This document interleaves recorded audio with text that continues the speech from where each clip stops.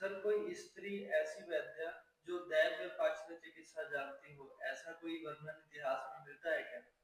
जी, ऐसे तो बहुत सारे संदर्भ मिलते हैं, लेकिन जो महत्व का संदर्भ है, वो मैं अभी आपसे आपको बताता हूँ। वो है नागकन्या उलूपिका, महाभारत के अश्वमेधिक पर्व, इस पर्व में इसका संदर्भ आता है। महाभारत के युद्ध के बाद की ये कथा है।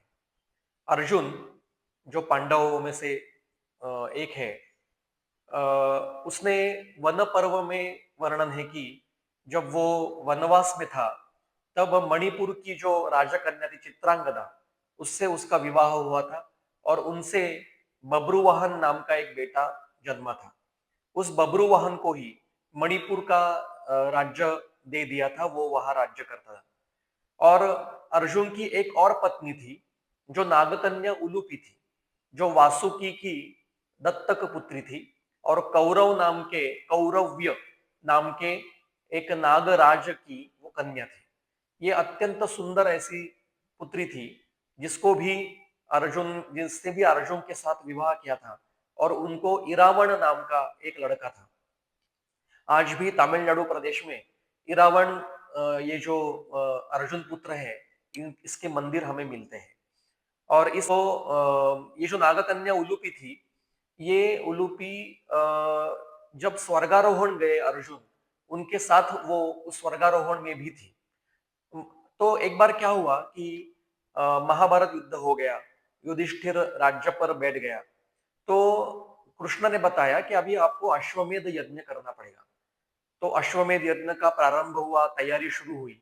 तो उसके लिए जो अ, अश्व होता है, संपूर्ण जम्बू द्वीप में उसको घुमा के उसको जीतना था। तो अर्जुन उस अश्व को लेके पूरे जम्बू द्वीप में संचार कर रहा था। जब वो मणिपुर में आया, तो मणिपुर में आने के बाद में वहां का राजा उसका ही पुत्र बब्रुवाहन था। तो बब्रुवाहन आके पिताजी के सामने नतमस्तक हो गया। परंतु अर्जुन ने कहा कि आप क्षत्रिय हो, आपको युद्ध करना पड़ेगा। तो दोनों का घनघोर युद्ध हुआ और बब्रुवाहन ही अर्जुन के तरह ही उच्च कोटि का धनुर्धारी था। तो उसने अर्जुन को हत कर दिया, बाणों से आहत कर दिया, और उसके उस शस्त्र अस्त्र से अर्जुन बेहोश हो गया और मृतवत हो गया। ये देखने के बाद में बब्रुवाहन को भी बहुत शोक हुआ और वो शोक से भी वो भी बेहोश हो गया। तो चित्रांगदा ने नागकन्या उलूपी को बुलाया और उसको विनती की कि आप इसकी इनकी चिकित्सा करो।